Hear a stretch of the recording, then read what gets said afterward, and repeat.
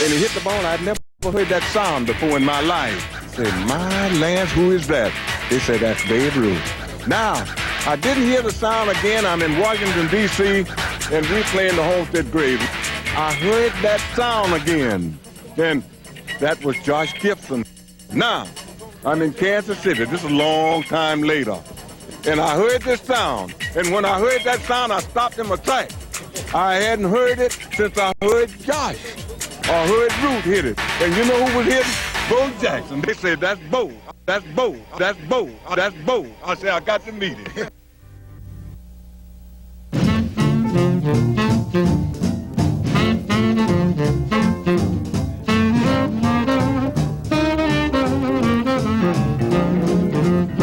Hooray, hooray, the time has really come. Hooray, hooray, the time has really come. Cleveland got Larry Doby, Brooklyn's got Jackie Robinson. Now the pitcher got scared, let Jackie walk. He stole second and third and come home all along. Hooray, hooray, the time has really come. During World War II, the contradiction of African Americans giving their lives while fighting Nazi racism abroad, yet facing Jim Crow military regulations and oppression at home, heightened discussions of fully integrating American society. And the country's most visible whites-only club, Major League Baseball, became besieged by civic organizations crying, if they can man the battlefields, they can man the ball fields. And so it came to pass, in 1947, amidst concerns by many that race riots would break out in the bleachers, that Major League Baseball initiated its first black member of the 20th century, second baseman Jackie Robinson of the Brooklyn Dodgers. Robinson's performance during his premier season earned him Rookie of the Year honors, and his athletic gifts later enabled him to capture the National League's Most Valuable Player award. The admission of blacks into the majors in 1947 is a landmark event, but it is only a fleeting moment in baseball's larger, seldom told integration story. The opportunity for men like Jackie Robinson to step so boldly into the white-hot competition of the major leagues was made possible by the dedication of hundreds of ball players to whom the doors to big-time baseball had remained closed for over half a century, and the men who toiled in obscurity to build and sustain the world of black baseball and provide the proving ground where the Jackie Robinsons prepared for the major leagues. We're the proud veterans of baseball's now legendary Negro Leagues.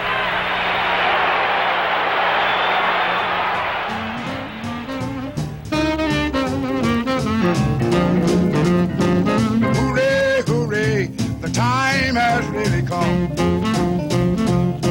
Hooray, hooray, the time has really come. Cleveland got Larry Doby, Brooklyn's got Jackie Robinson. Now the pitcher got scared, let Jackie walk. He stole second and third and come home all along. Hooray, hooray, the time has really come. While Jackie Robinson is almost universally recognized as the first African-American major leaguer, baseball's color line was actually first crossed during the 1880s, an era in black baseball that predates the formation of the first successful Negro League.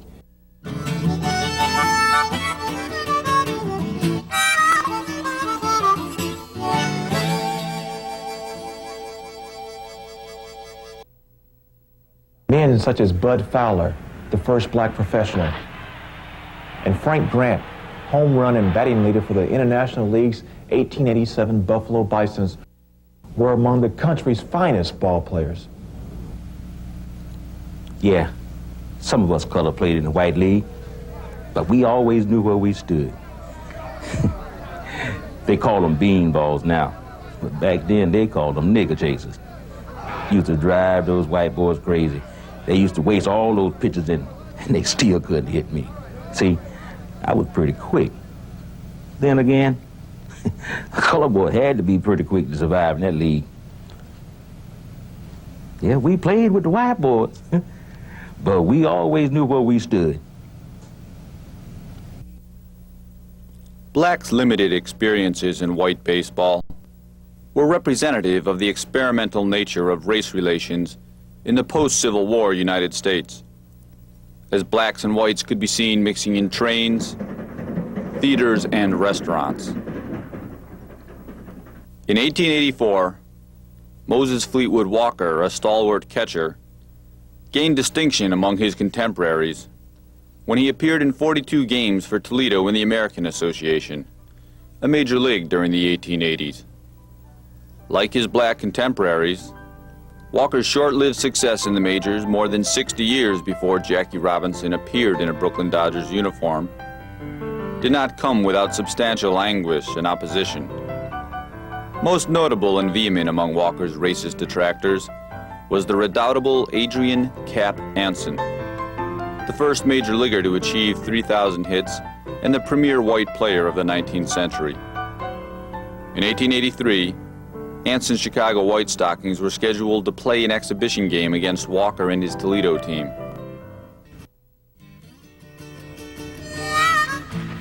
Air ball, Hank!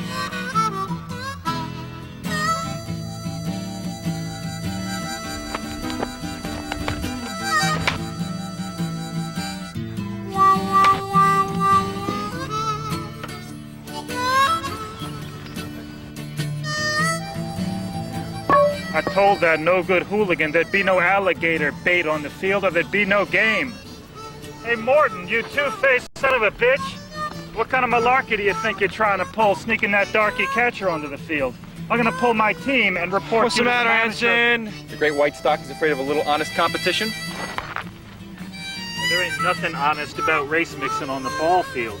And if you don't send that spook back to the bench where he belongs, Toledo won't have a game to play today. According to our contract, the Toledo 9 have a game against the Chicagoans. The Chicago boys ain't playing a single out against the team that feels the chocolate-covered Walker coat. is a fine ball player and he's here to play baseball. And if you expect to walk away with 1 penny from the gate, you will field a team. You'll field a team, or you and your band of Yannigans will go back to Chicago broke! Chicago will play today. But after this, I won't play with no nigger, never, no more!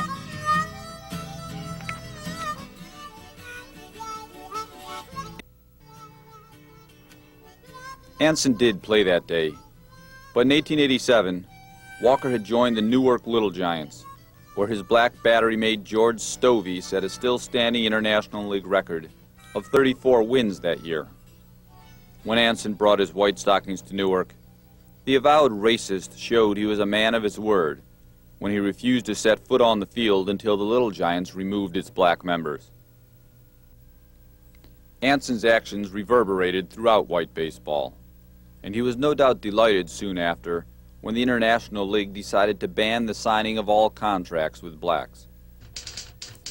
The International League held a secret meeting yesterday, and the question of colored players was freely discussed. The board finally directed Secretary White to approve of no more contracts with colored men.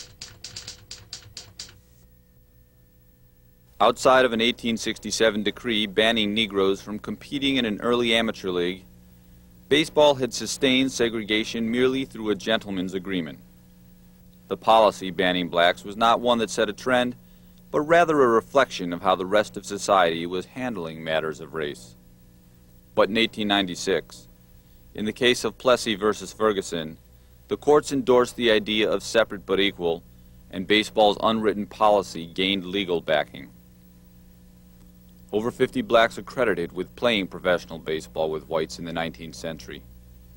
Among the white players was Newark pitching ace Tony Mullane, who went on to win 285 games in the major leagues.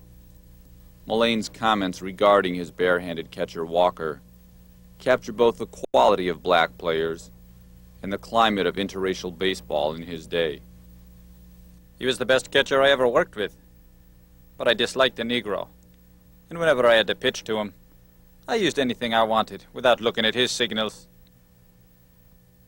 Going back to Cap Anson, who initiated the segregation of Major League Baseball.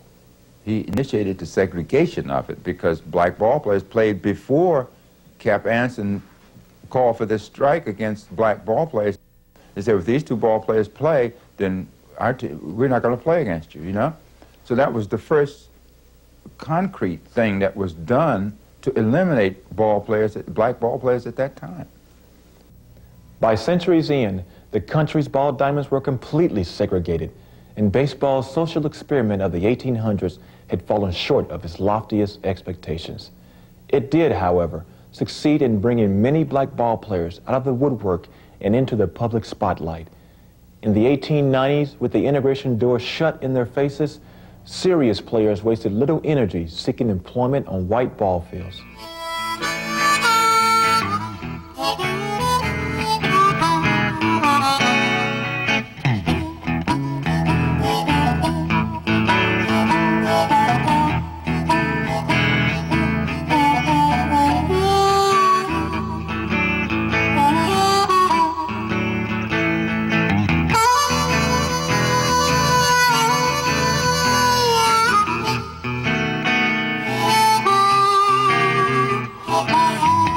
When the turn of the century rolled around, 5 black professional teams had been established.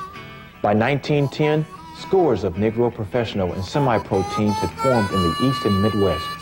On the average, these black professionals earned about a fourth the salaries of their white brethren, though some of their most lucrative paydays came in exhibition games against major leaguers. While many segregationists claimed African Americans were not skilled enough for the majors, an examination of the entire era of pre-integration baseball provides a bounty of evidence to the contrary. Well, the owners just did not want to hire blacks. Connie Mack told Judy Johnson, who was a great black third baseman, said, Judy, there's too many of you. If there were a couple, it'd be all right, but there's just too many. In Havana, Ty Cobb went down there with his team, and the old Cuban Giants team in Havana beat the Tigers, and the other teams that came down, they used to beat them on 3 out of every 5 times they met. Ty Cobb once down in Cuba got thrown out 3 times trying to steal, and he stomped off the field and said he'd never play against blacks again, and never did. Honus Wagner played against a guy named John Henry Lloyd, who's now in the Hall of Fame, a great shortstop. And he said they called Lloyd the Black Wagner because they were both shortstops. And Wagner said, after I saw him play, I was real proud that they named him after me.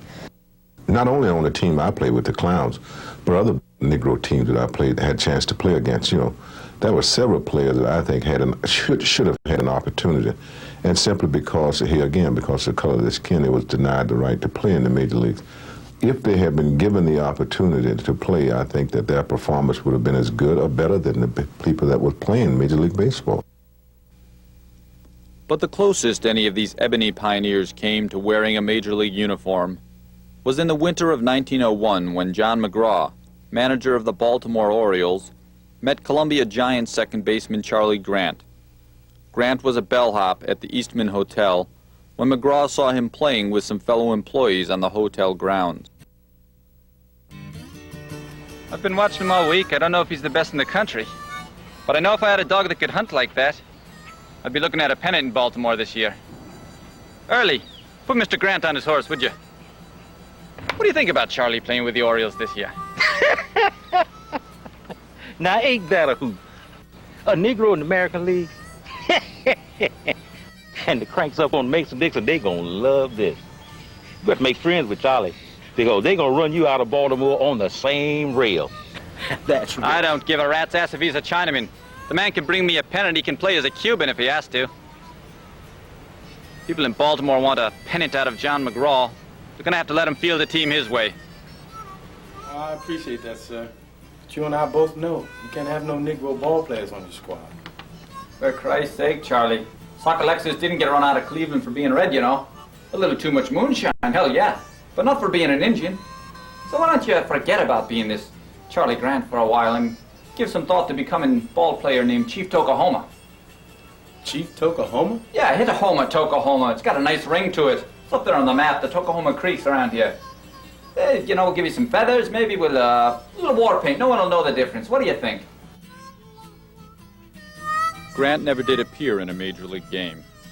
Charles Comiskey, owner of the Chicago White Sox, who himself had played against Fleet Walker in the 1880s, blew the whistle on McGraw's ruse, and the jobs of many mediocre white players remained secure from an influx of black talent.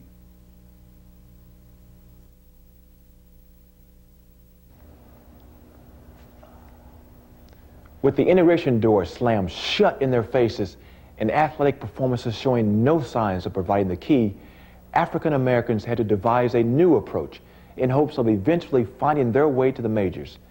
The approach was to organize, and the man who had the vision and earned the title the father of black baseball was Andrew Rube Foster.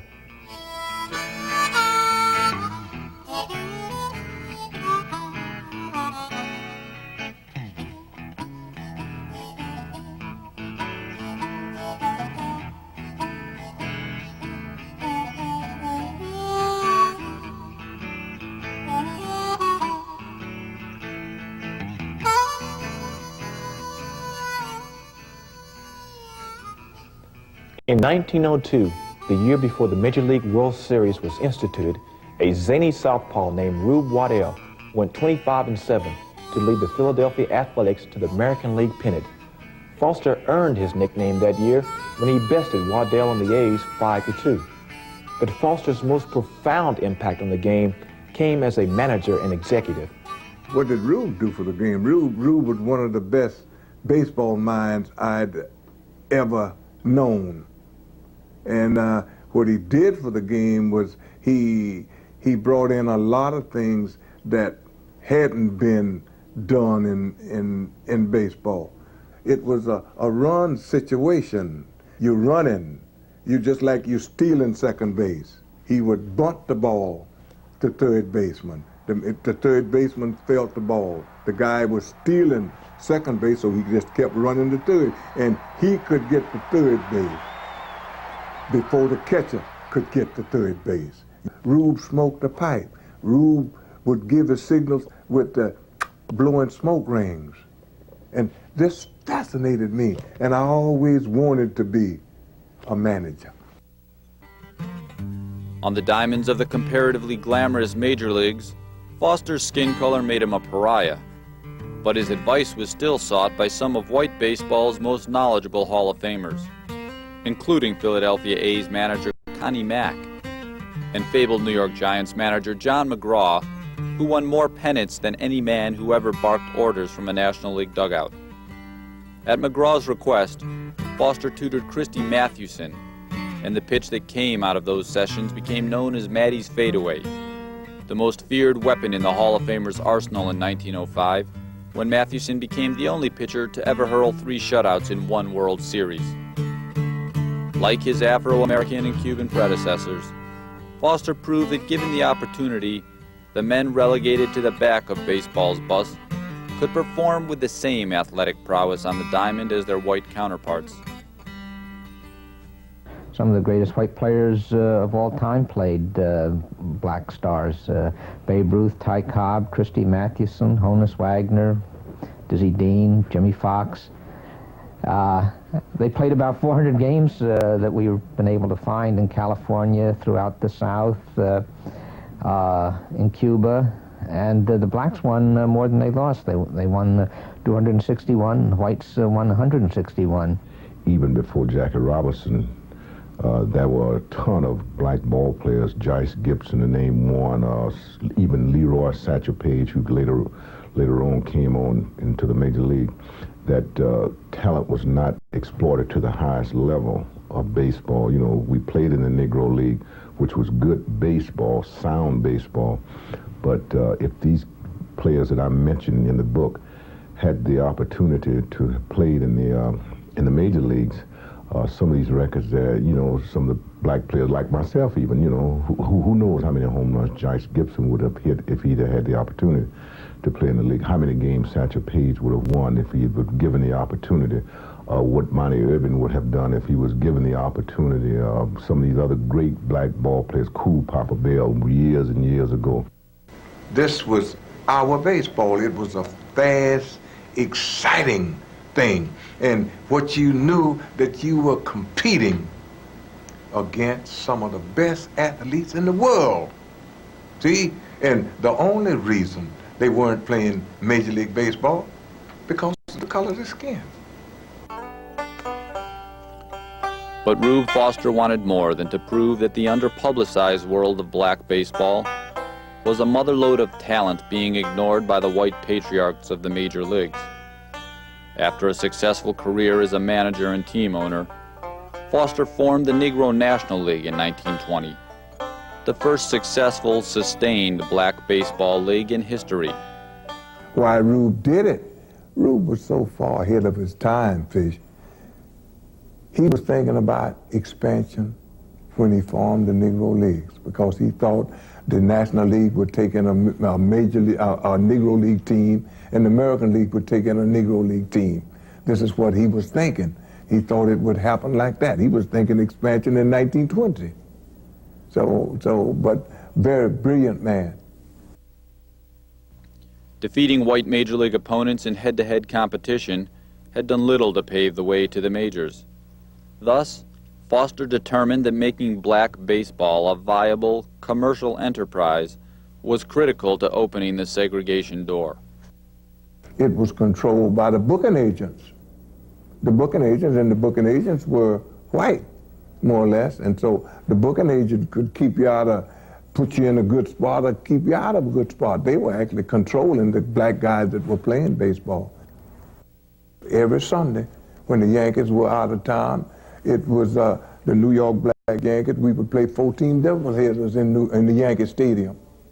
That's all Yankee money. And what they did, the Yankee Stadium or Griffith Stadium or the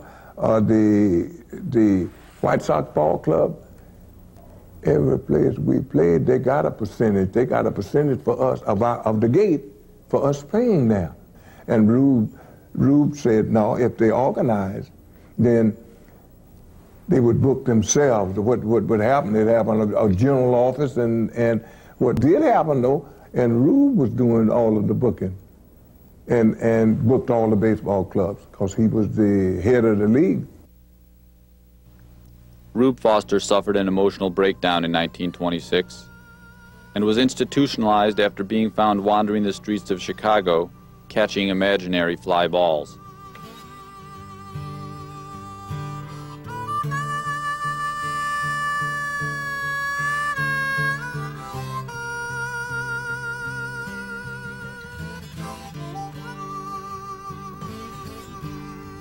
In a sea of financial and political turmoil, Rube Foster had been the steady hand at the tiller of the Negro League ship.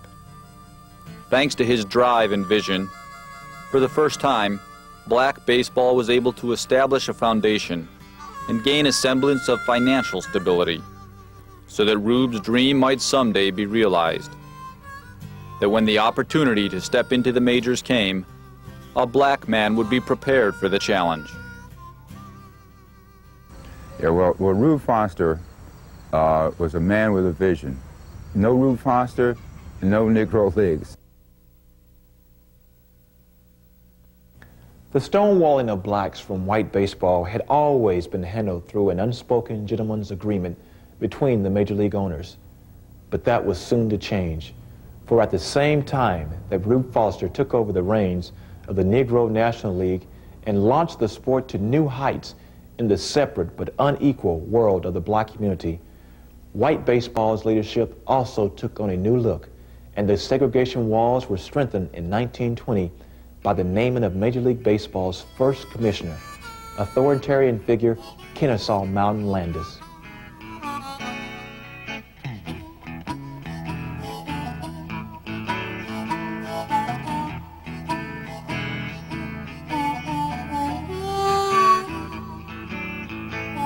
There is no rule in organized baseball prohibiting their participation, and never has been to my knowledge. If DeRocher or any other manager wants to sign 1 or 25 Negro players, it is all right with me.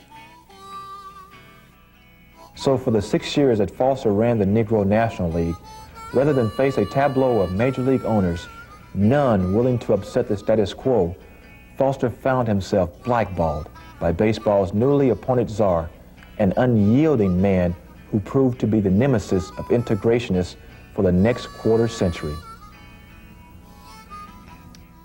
Smarting from the 1919 Chicago Black Sox scandal, in which gamblers allegedly bought the outcome of the World Series, the Major League owners endowed Landis with absolute authority over league matters. He set out to clean up baseball's tarnished image by banishing 8 Chicago players from baseball for life. During Rube Foster's tenure atop black baseball, and in the glory days of the Negro Leagues in the 1930s and 40s, blacks competed successfully against major leaguers in the United States, Cuba, South America, and Latin America. But their continued success against top-caliber white teams did anything but bring about integration, while Landis, ironically a die-hard Cap Anson fan, lorded over the major leagues. In 1929, 30, and 31, when the Athletics had their championship ball clubs, they finished playing ball in the World Series, win the World Series, and come over Hilldale and said they shut them out. They wouldn't allow them to get a run. So when Kenshaw Mountain Landis found out about that, he stopped them from playing. He stopped them from playing. So you guys are the world champions, and go over there and let them niggas beat you. Publicly, Landis was his own PR machine, particularly when it came time to issuing politically expedient comments on the race issue in baseball. It is my belief that baseball is loved by an entire nation because it embodies that priceless spirit of equality that is the very backbone of America itself.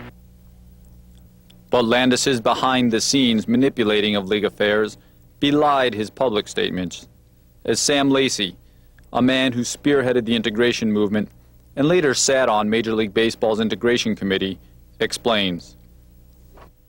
In 1943, I asked for an audience. Judge Landis refused to give it. I sent him letters, I sent him one telegram with the return receipt requested, offering to meet him anywhere in the country, any place, any time, any hour, any day that he would say. And the receipt came back signed by him, but no answer, which indicated to me that he just was not planning to meet with me. Reeling after the departure of Rube Foster, the Negro National League struggled for survival. Finally, the oppressive forces of the Depression, coupled with the daily economic difficulties of sustaining any business enterprise in black America, provided the lethal blow in 1932. And while it was the low point of organized black baseball in the 20th century, it also marked the advent of a Negro League renaissance that far surpassed the era that preceded it.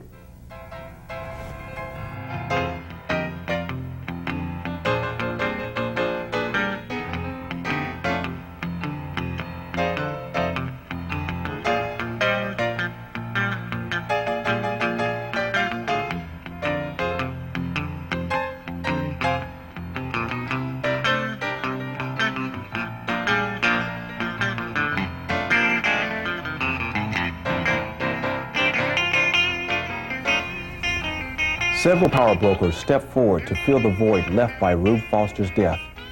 The first was Pittsburgh-based Cumberland Cum Posey, founder of the East-West League in 1932.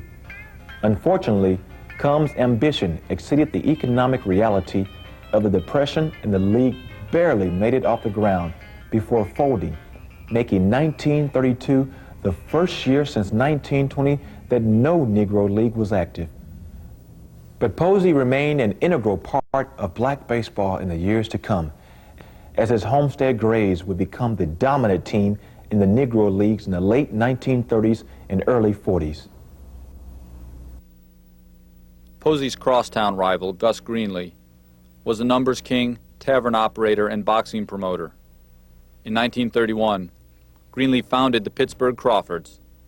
2 years later, Greenlee organized the Second Negro National League, a league that blossomed in the late 1940s and whose success was instrumental in enticing white baseball to open its doors in hopes of reaping the profits from black owners' labor. With his bulging wallet, Greenlee soon purchased the services of the greatest names in black baseball, including 5 Hall of Famers, all on the 1935 Crawford squad. We had Josh, and then we got,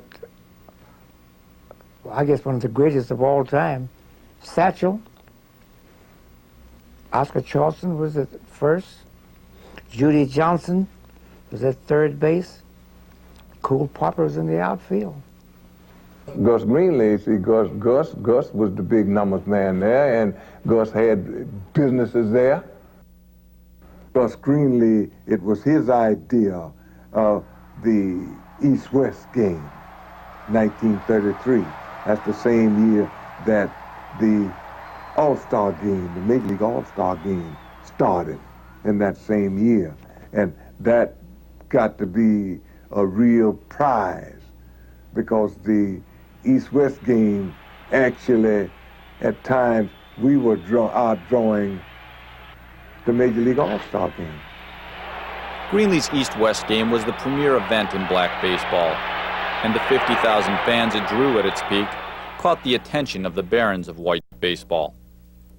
While Greenlee successfully picked up the mantle from Rube Foster, his contribution to baseball's integration movement was greatly aided by others devoted to the cause of black baseball, including one of the 20th century's leading feminists, Effa Manley, co-owner of the Newark Eagles.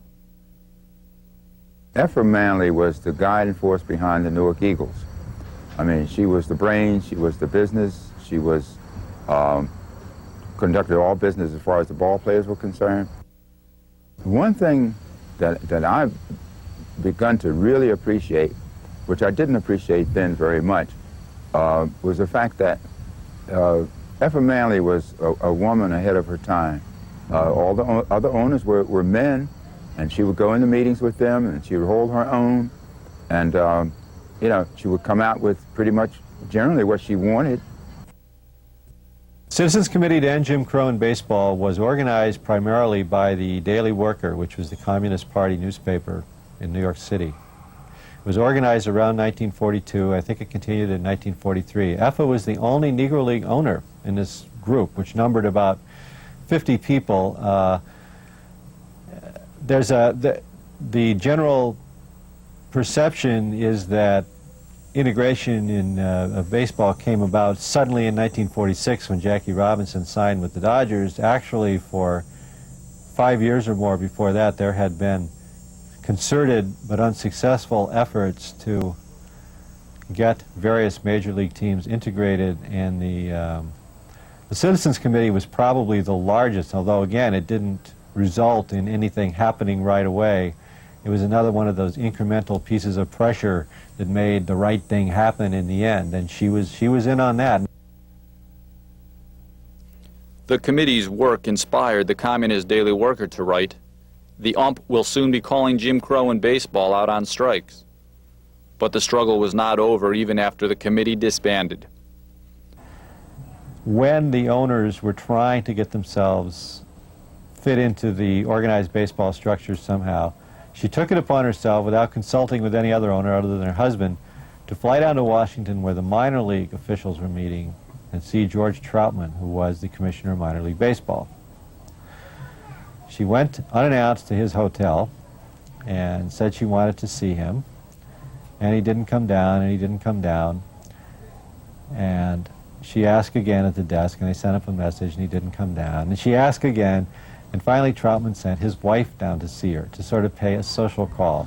So not only, I mean, this is what Effa had to overcome, to have this career in as a professional baseball executive. Not only did she have to overcome the color line, she had to overcome the gender line and get herself taken seriously. Now, she had long ago, by the force of reason and her own personal shock tactics, brought her fellow Negro League owners to the point where they would never have brushed her off that way. But now she tried to deal with the white people. She had to start all over again, and her attempt here to sit down with the head of minor league baseball basically got her invited to tea with his wife. She eventually got to see Troutman, and Troutman listened, and the same thing happened that happened every other time the black owners got the ear of the white establishment. They listened politely, and then nothing came of it. and the man on whose behalf Effa spoke continued to play for the love of the game, as there was plenty of hardship in the Negro Leagues to accompany the pleasure of playing baseball. You can only go to black hotels, of course, and there are some conditions that you tolerate. For example, if you would stop at a gasoline station to get gas even, and you want to use the restrooms, you just couldn't do it. Our restrooms were on the road someplace, you know, you just pull off the road and whatever you had to do, you did it. They were the kind of things, you know, that you grew used to doing. Most of the black ball players loved the game. They played because they loved it. They played because, of course, they were getting paid also. But the big thing was the fun that they had together and the camaraderie, the joking, the laughing, the kidding, the playing, and the friendships that you had. And this is what made it livable. And of those who loved the game, many, like Josh Gibson, let their bats best express their feelings about segregated baseball. In the 15 games he played against white major leaguers, for which statistics can be found, Gibson tattooed the horsehide for a .426 batting average and 5 home runs. Others, like Satchel Paige and Jackie Robinson, not only led their teams on the ball diamonds, but were leaders off the field in the ongoing battle against racial injustice. There was a guy who could throw strikes over a chewing gum wrapper. I mean, he said, well, look, I think I'll warm up, and he'd go out and he'd put a chewing gum wrapper down on the ground instead of home plate and throw strikes right over the chewing gum wrapper. And that's the kind of thing that made him a success and also set him apart from other pitchers. And they would go to some towns, and they didn't want them to eat in the hotel. And they said, well, if they can't eat or they can't stay, they can't play. And Satchel did that, let them out of the places. But the thing about it is, most of the time when he would do it, what they would do is ask him back. They would ask him back and changed a lot of things as far as public accommodations. Satchel had a lot to do with that. There were many places that had asked him to come and bring a team or whatever, or to play even, and he wouldn't go if he felt that that there was discrimination involved in the setup. He just wouldn't do it, and I think that made him a pioneer in many ways. Satchel was a very complex person, and Satchel liked money, but I think Satchel had a lot of principles that people never realized he had. You know who did more for that than anybody else? Was Jackie. See, Jackie played here with tomorrow. And we had been going to one filling station for maybe 20 years, and we'd never used that restroom in that filling station. 1945, Jackie got off the bus, and they had played ball that night, and the man came out and put the hose in the tank, said, oh, good to see you boys. It was a good game last night. I really enjoyed it. Glad to have you back. And Jackie got off the bus, and Jackie was walking to the restroom. He said, boy, you know you can't go to that restroom. And Jackie said, what? He said, you can't go to that restroom. Jackie said, take the hose out of the tank. He said, what? Take the hose out of the tank. Now, we got a 50-gallon tank on this side and a 50-gallon tank on the other side. He's going to sell 100 gallons of gas. He's not going to sell 100 gallons of gas at one time until we came back again. So what happened, he said, well, you boys can go to the restroom, but don't stay long. That's what he said. So from then on, we never got gas at a filling station that we couldn't use the restroom. We'd never go to a town and play unless they had a place for us to stay, or they had a place for us to eat. The pressure to integrate Major League Baseball was greater than ever during World War II, as communists and other integrationists marched outside stadiums crying, if they can stop bullets, why not baseballs? But even as the war drew to a close, there was little support for integration from atop the Major League hierarchy. Vex says, and I don't know any evidence to the contrary, that he wanted to buy the Phillies, which were a very, very weak team in those days, and stocked them. This was during World War II, around 43, I think, and stocked them with black players who, for various reasons, hadn't been drafted. Either they were overage or they had injuries of some sort. Josh Gibson, Buck Leonard, Cool Papa Bell, Roy Campanella, who was a Philadelphia product. And he said he could waltz to the pennant against these 4Fs who were playing in the other white major league teams. He said he made the mistake of stopping off on his way to sign the contract of stopping in Landis's office and telling him, and then Landis immediately found another buyer for the Phils. The Phillies' new ownership was headed by William Cox, a lumberman with virtually no baseball experience, and who was thrown out of baseball within a year for gambling on Phillies games. Kennesaw Mountain Landis died in 1944 and was succeeded by A.B. Happy Chandler, a U.S. Senator from Kentucky. Choosing a Southerner, the owners assumed the racist legacy of Landis would be sustained. Most considered it nothing but political lip service to mollify a liberal media corps when Chandler made the following pronouncement shortly after being named baseball's top executive. I'm for the four freedoms. I've seen the bloody battlefields, and if black men can fight and die in Okinawa, Guadalcanal, and in the South Pacific, they can play baseball in America.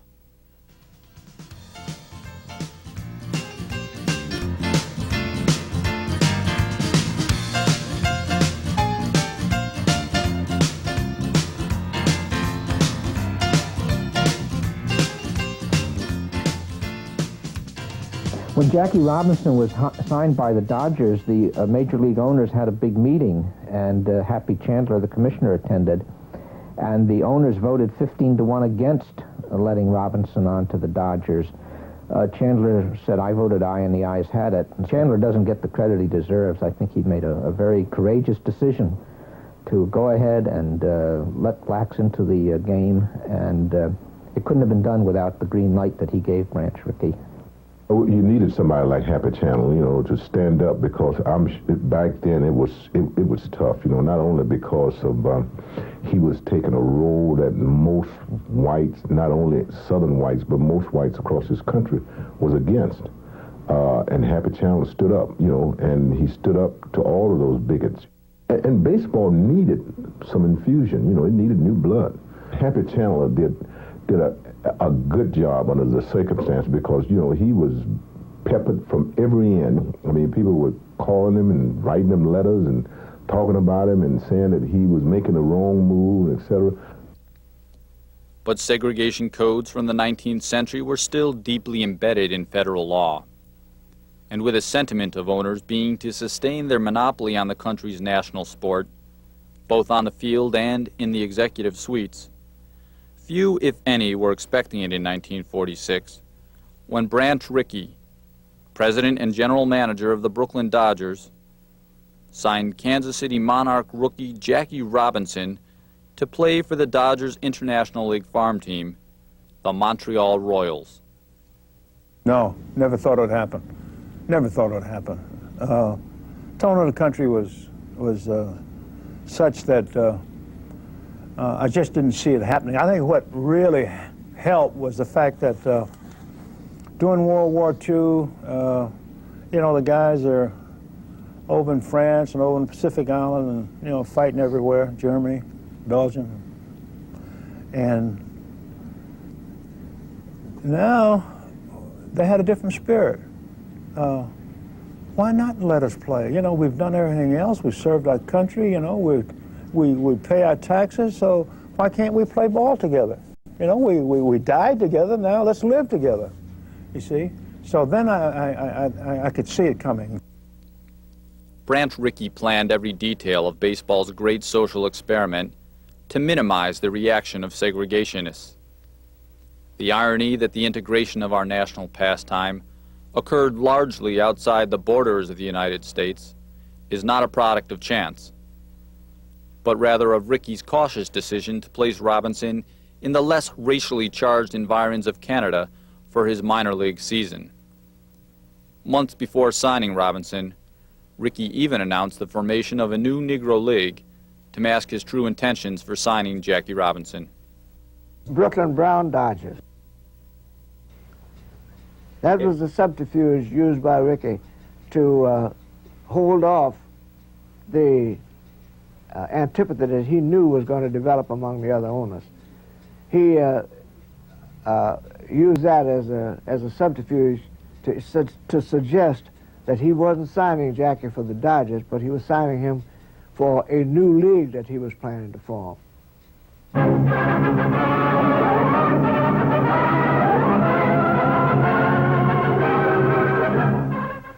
William Gus Greenlee signs pitcher William Pope.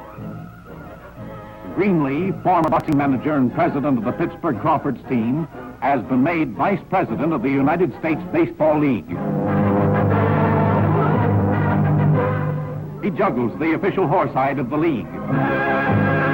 There was a need for it, and I felt that if the right man, not to exploit a sociological problem, but if the right man and ability on the field and with control of himself off the field, if I could find that kind of a man, the American public would accept him.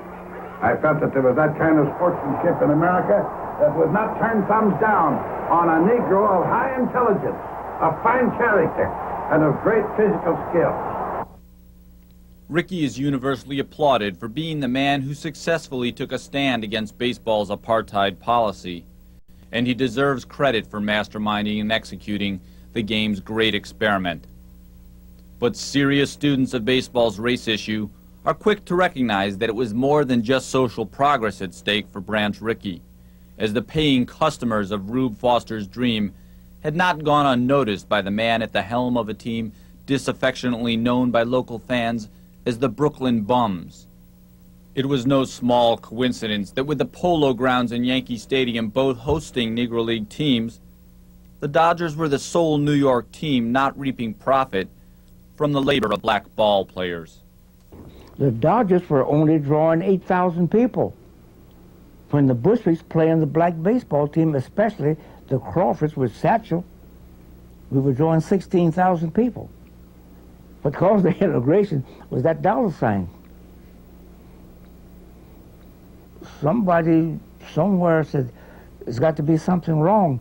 If this semi-pro team playing this black baseball players 2.5 miles away, and they're drawing 16,000 people, and we're only drawing 8,000?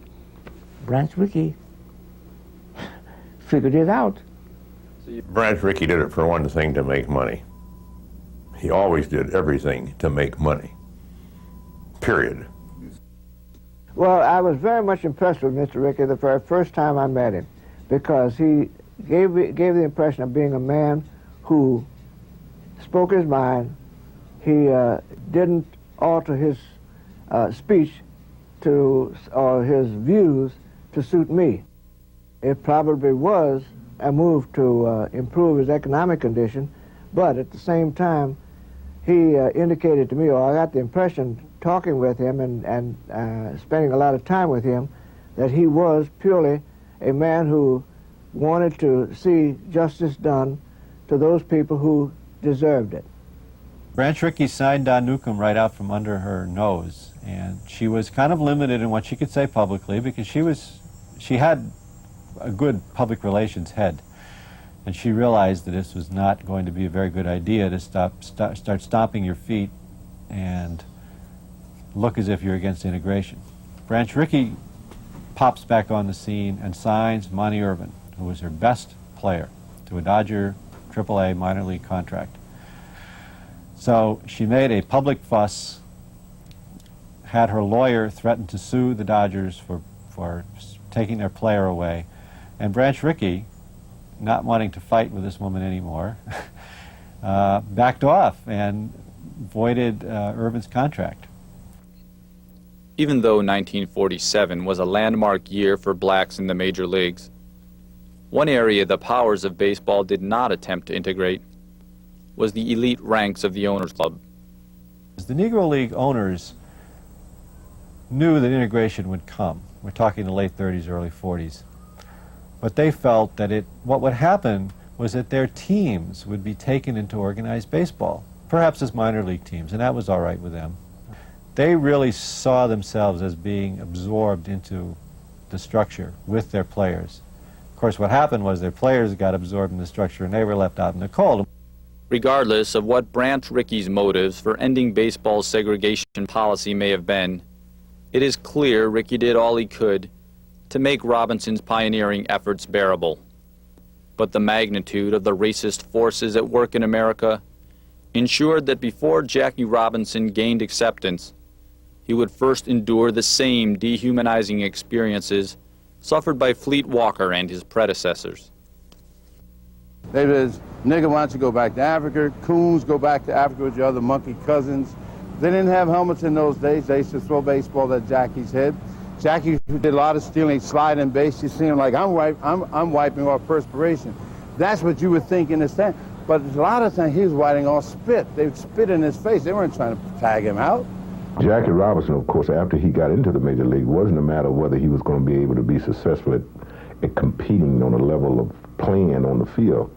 But Jackie Robinson had to be Jackie Robinson off the field. He was looked at off the field more than he was on the field, because people were waiting for him to make an accident, or have an accident rather, to say something, do something, lose control of himself, and it was very important for Jackie Robinson for 24 hours to live his standards a little bit above everybody else's, and that's kind of tough to do, and he had to go through this for a long, long time. One thing, when we were roommates, he said, look, we're not going to fight because that's what they want us to do.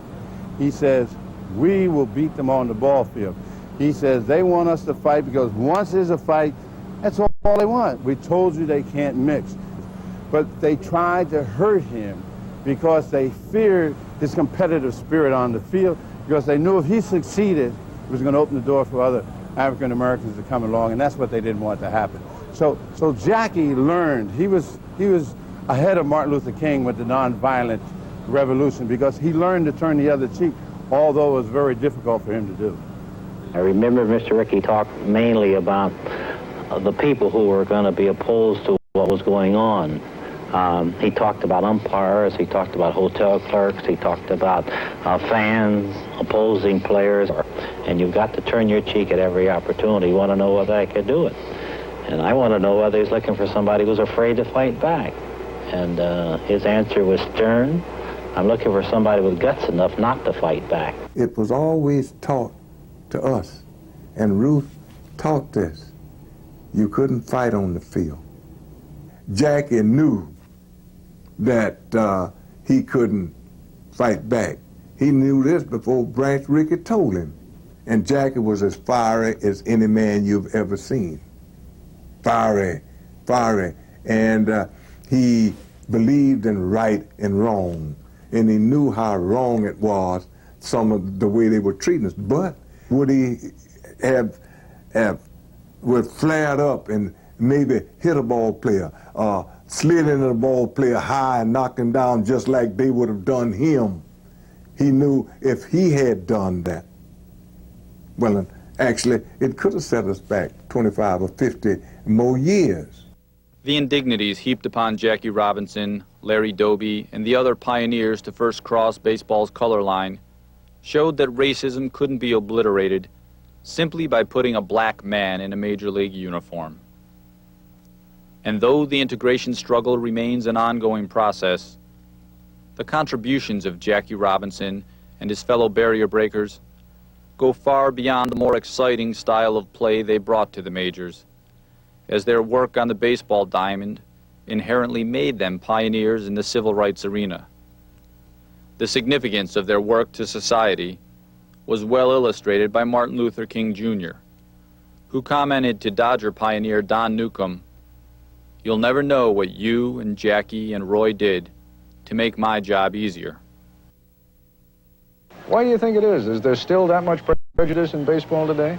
No, I don't believe it's prejudice. I truly believe that they may not have some of the necessities to be, let's say, a field manager or perhaps a general manager. You really believe that? Well, I don't say that they're all of them, but they certainly are short. How many quarterbacks do you have? How many pitchers do you have that are black? So it just might be that Why are black men or black people not good swimmers? Because they don't have the buoyancy.